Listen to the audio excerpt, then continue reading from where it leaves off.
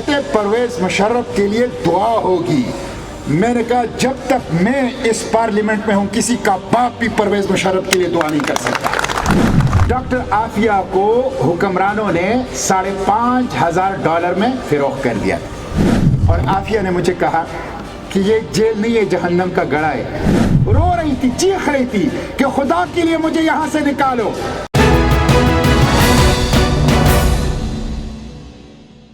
یہ جو ہمارے ملک میں ڈاکٹر عافیہ کا ایشو ہے، ڈاکٹر عافیہ کا ایشو کیوں ہے؟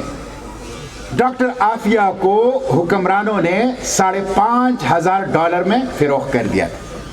20 سال کے بعد میں ان کی بہن کو لے کے امریکہ گیا اور ان کی ملاقات کروائی، اور مجھے اپنی قسمت پر، مجھے اپنی اس خدمت پر اللہ کی طرف سے جو مجھے توفیق، اتنی خوشی ہے کہ ابھی جب میں امریکہ جا رہا تھا تو امریکہ نے مجھے ویزا نہیں دیا، لیکن میں جاؤں گا، مارچ میں پھر جاؤں گا انشاءاللہ.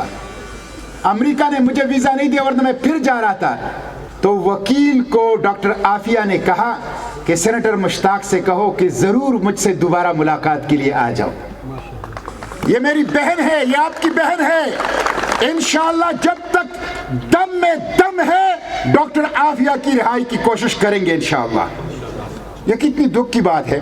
وکیل نے ٹویٹ کی ملاقات کے بعد کہ جب ملاقات ہو گئی 3 گھنٹے کی اور ختم ہوا وقت، اور جیل حکام نے کہا کہ اٹھو وقت ختم ہو گیا، تو جب میں اٹھنے لگا تو عافیہ رونے لگی. اور عافیہ نے مجھے کہا کہ یہ جیل نہیں ہے، جہنم کا گڑھا ہے. یہ جنسی درندے ہیں، یہ جنسی شکاری ہیں. رو رہی تھی، چیخ رہی تھی کہ خدا کے لیے مجھے یہاں سے نکالو، میں بے قصور ہوں، میں بے گناہ ہوں. یہ جنسی درندے، یہ جنسی شکاری ہیں. میرے بھائیو، ہم اپنی بہن کو رہائی نہیں دلا سکتے.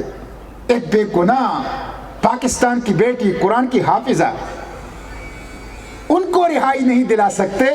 اور پھر کہتے، میں اس پارلیمنٹ میں بیٹھا تھا، کہتے پرویز مشرف کے لیے دعا ہوگی. میں نے کہا جب تک میں اس پارلیمنٹ میں ہوں کسی کا باپ بھی پرویز مشرف کے لیے دعا نہیں کر سکتا. میں نے نہیں ہونے دی. نعرہ تکبیر!